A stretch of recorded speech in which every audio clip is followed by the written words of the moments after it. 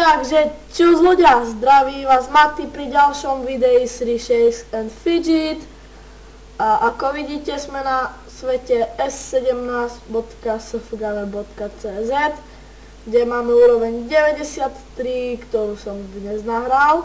Vlastne som dnes nahral 2 levely a sme na pozícii 1132.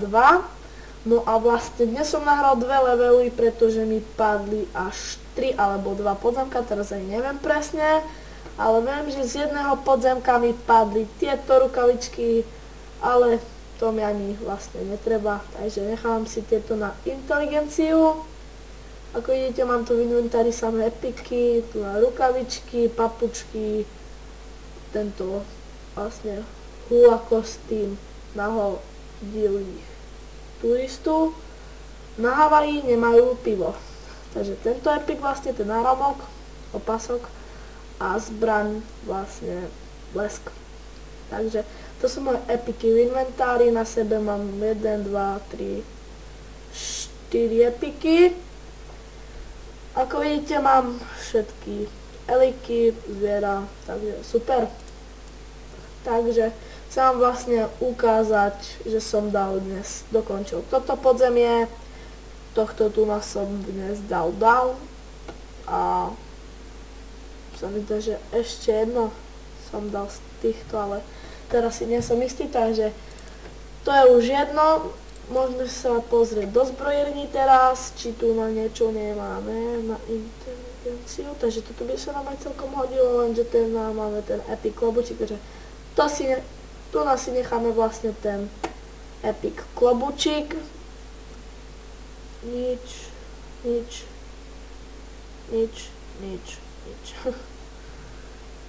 Toto by mi vôbec vlastne ani nepomohlo a stojí to až 10 hub, takže to by som určite nekúpil.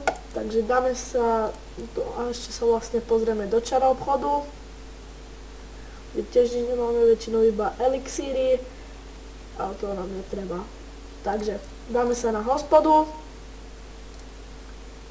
Takto 16167 a ak aj vy práve berete úkoly, vlastne questy na skúsenosti, tak napíšte do komentáru, že berete na skúsenosti questy.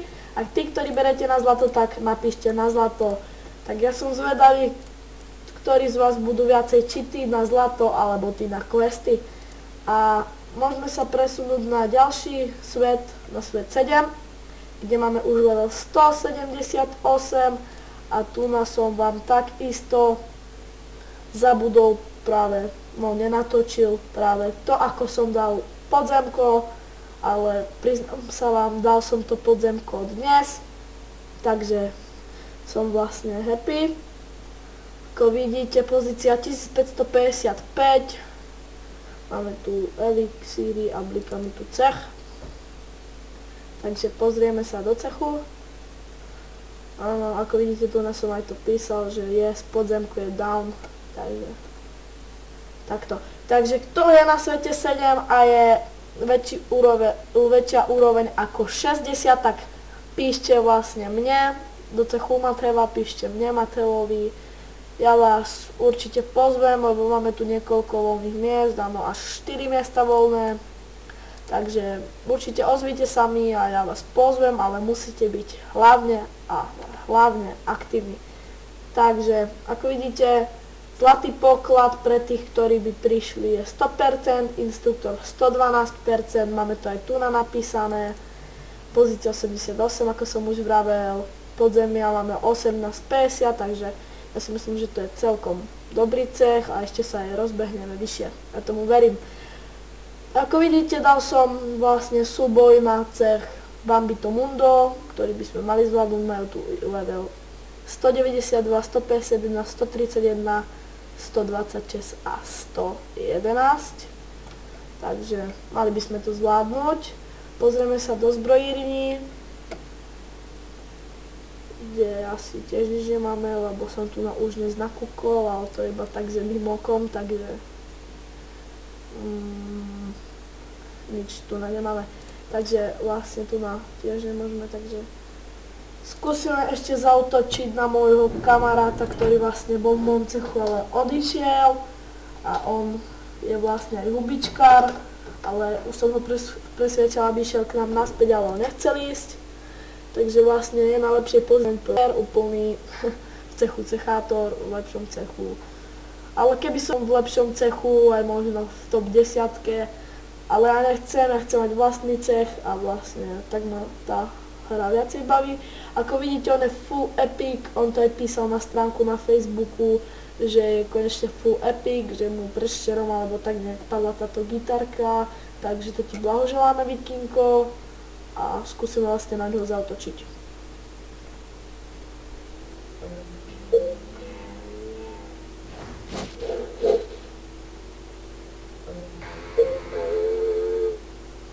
Tak to padne, určite. Fúha, tak teraz nech mi nedá kritik. Áno, je to tam.